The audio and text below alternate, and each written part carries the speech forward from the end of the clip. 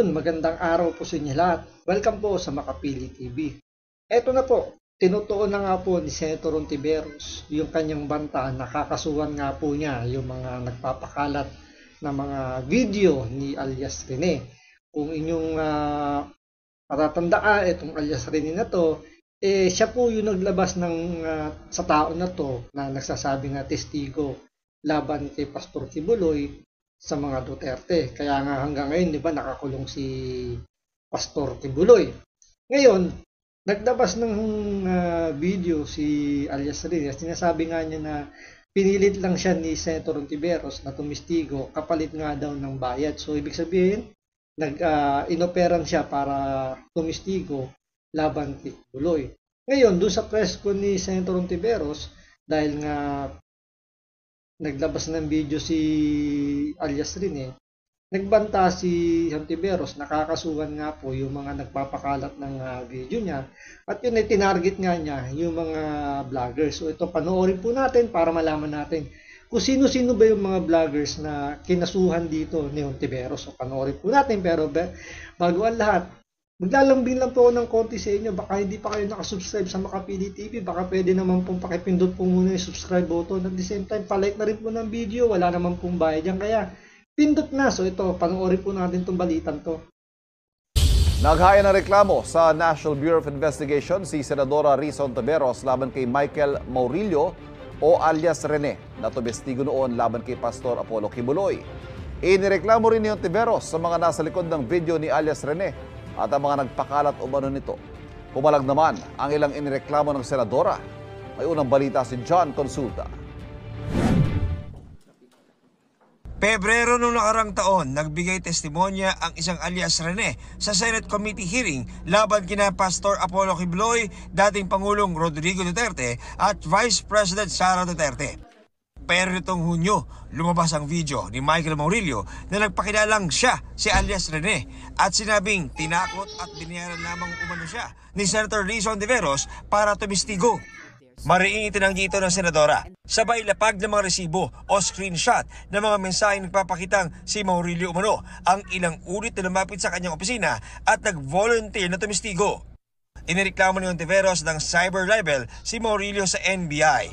Kasama rin sa sinampahan ng reklamo ang nag-post ng video na pagtanggol Valiente social media account. Pangunahing layunin ng reklamo, alamin sino-sino ang nasa likod ng pag-produce ng video, dalawang video na ni Michael Maurilio. Dahil hanggang ngayon, wala pa rin umaamin. Sinabi dati ni Ontiveros na bago lumabas ang video, humingi sa kanya ng tulong si Maurilio dahil kinidnap umano siya. Nanalangin pa rin ako para sa kanyang kaligtasan. Sana matukoy kaagad ng PNP Davao kung nasan siya at mailigtas. Pero gayunpaman, kailangan na niyang... Ito yung nakakatawa dito, yung talagang pinaninindigan ni Senator Ontiveros na kinidnap itong si alias Rene.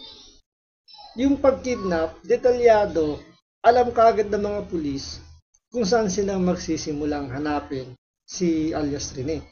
Kasi, batay dun sa kwento ni Ontiveros, kinidnap daw si Rene ng taga-kingdom at dinala raw doon sa Glory Mountain. So, ibig sabihin, walang kidnap na nangyari. Kung logic lang para sa akin, walang kidnap na nangyari kung alam mo kung nasaan yung tao. Parang nangyari kasi dito, nung kinidnap si alias Rene, ano yun? Parang, nung nilapitan siya ng kidnapper, sinabi, nagpakilala pa, "Oy, alias Rene, huwag kang maingay, taga-kingdom kami. Ikidnapin ka namin, dadaling ka namin dun sa Glory Mountain." Tapos, nakapag-text o nakapag-message siya kay Ontiveros, sinabi ni Boss Dada na wala namang signal doon sa Glory Mountain. So, ano yun? Right after siyang kidnapin, binigyan siya ng cellphone o hindi kinuha yung cellphone niya para makapag-message siya. Hindi man nakita ng mga kidnapper na nagme-message na itong si alias Rene. So medyo nakakatawa lang isipin yung statement dito ni Senator Ontiveros. Kaya yung magiging trabaho rito nung abogado niya, medyo talagang mahihirapan siyang ipagtanggol itong si Ontiveros dahil kailangan niyang pangatawanan yung statement. So kailangan niyang, kahit siguro alam niyang mahina yung statement, kailangan niyang pangatawanan kasi yun yung narrative na gustong mangyari ni Senator Ontiveros. So tingnan natin kung paano ipagtatanggol ng abogado ni Ontiveros itong statement niya tungkol dito sa pagkidnap kay alias Rene. Yang magpaliwanag at managot kung bakit siya nagsisinungaling sa mga video na ito. Sa isa pang Facebook video, muli nagsalita si Maurilio at iginiit na hindi siya kinidnap ng Kingdom of Jesus Christ at hindi rin siya binayaran o pinilit na sabihin ang kanyang mga sinabi sa video. Tulad yan, dinibang kagad dito si Ontiveros. Sinabi na ni alias Rene na hindi daw siya kinidnap. So, ano ang totoo doon sa sinasabi? Sabi nga dito mukhang talagang merong nagsisinungaling. Kasi sabi ng Ontiveros, kinidnap daw, pero sabi naman ni alias Rene, hindi daw siya kinidnap. So, ibig sabihin, talagang may nagsisinungaling dito para lang pagtakpan yung katotohanan. Di ba? So, talagang kailangan lang panindigan nila parehas yung kanilang sinasabi. Kasi, ang lumalabas dito, itong si Ontiveros, dahil hindi yung unang statement nito ni alias Rene, pabor sa kanya, at yun under oath, yun lang yung katotohanan. Yun lang yung walang bahid, hindi gawa-gawa. Pero itong mga video ni alias Rene, dahil ito hindi under oath, at the same time hindi ito pabor sa kanya, yun yung kasinungalingan. Kaya pinaninindigan niya lang na isa lang.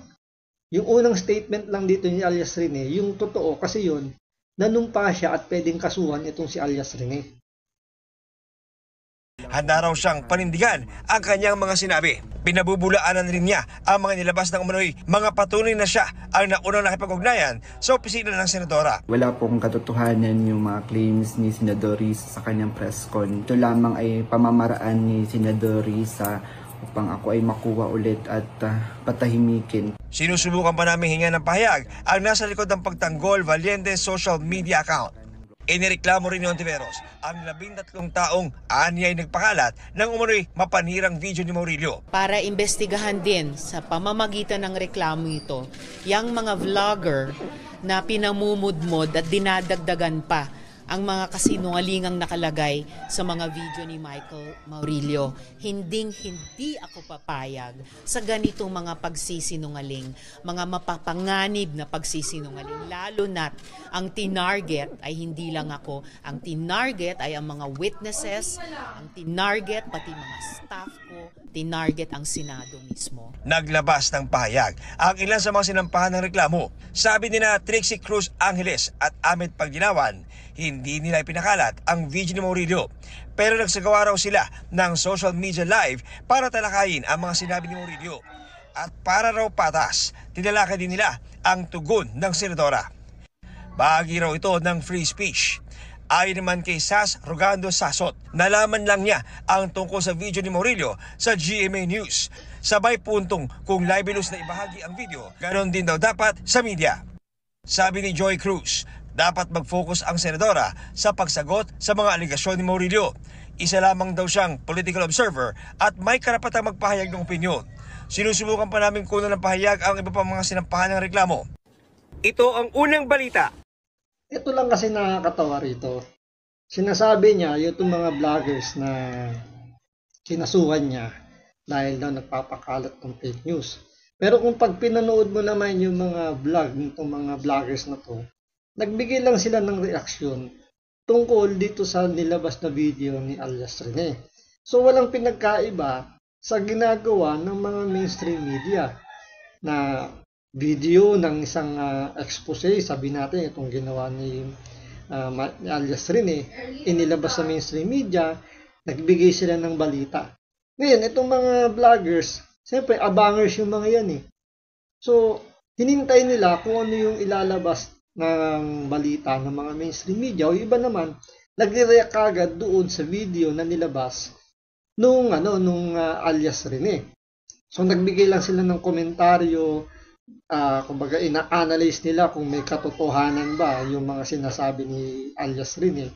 para makita kung tama ba o kung meron bang sapat na diin o may katotohanan ba yung mga sinasabi ni alias Rene tungkol dito kay Senator Ontiveros.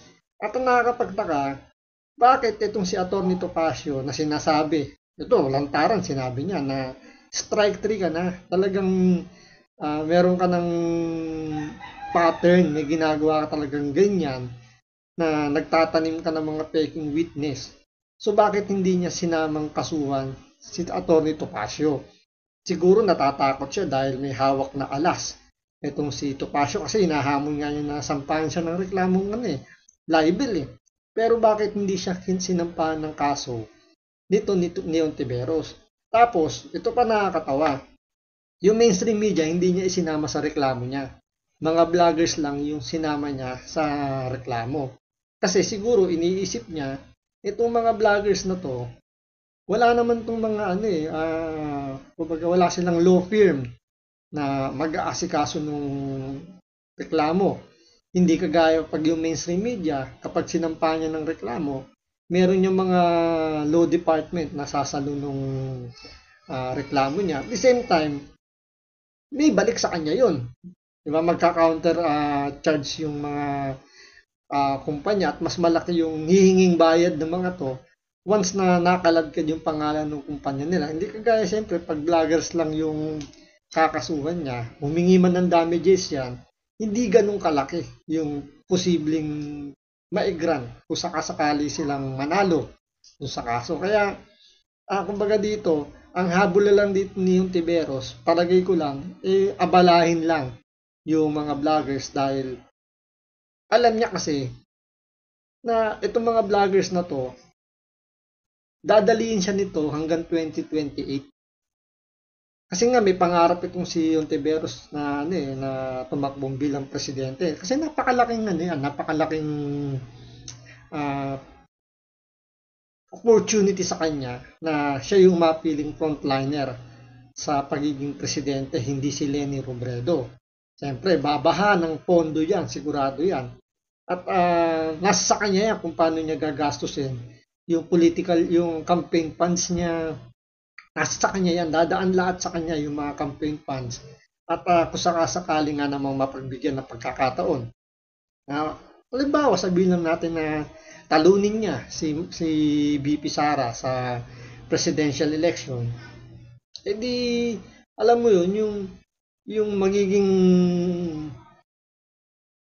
souvenir niya sa sarili niya or sabihin natin yung magiging masasama sa resume niya yung pagiging presidente. Kaya talagang ipipilit niya itong mga vloggers na to na mapatahimik para at least hindi siya banata ng banata hanggang 2028. So talagang pipilitin niya na mapatahimik yung mga vloggers tungkol dito sa issue na to. Kaya sinampahan niya ng kaso. Ang problema, sa palagay natin, napakahina ng kaso na libel. Kasi kailangan patunayan niya na may mali siya yung mga sinasabi ng mga vloggers. Pero kasi kung panunuorin mo naman yung sinasabi nila doon, hinihingi lang naman nila yung opinion na kailangan sagutin ni Ontiveros yung paratang ni alias Rene.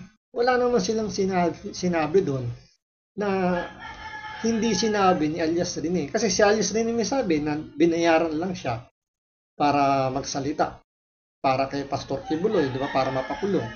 So, tinatanong lang ng mga vloggers kung totoo ba na nagbayad ka ng witness. Kasi kung nagsinungaling itong si alias Rene na sinasabi nga niya na siya binayaran lang, bakit nagtatago siya sa'yo? Bakit siya hindi nagpapakita sa'yo? Ibig sabihin, meron siyang may nangyaring hindi niya nagustuhan na sa tingin niya ay medyo delikado siya kaya umalis siya sa poder ni Ontiveros kasi idinawit niya si Vice President Sara Duterte. Siguro naman nababalitaan niya na si Vice President Sara Duterte malamang sa malamang ang susunod na presidente. So pwedeng manganib siya kung paninindigan niya yung sinasabi niya na doon sa Senate hearing na mayroong na yung tungkol sa sa mga Duterte at Kikibuloy do sa pagbebenta daw ng baril, di ba? So napaka-crucial yung ginagawa dito ni alias Rene. Kaya yung pagsasampang kaso rito ni Ontiveros, tingnan natin kung ano yung sasabihin ng mga vloggers. So maraming salamat sa panonood. Ingat tayo palagi. God bless.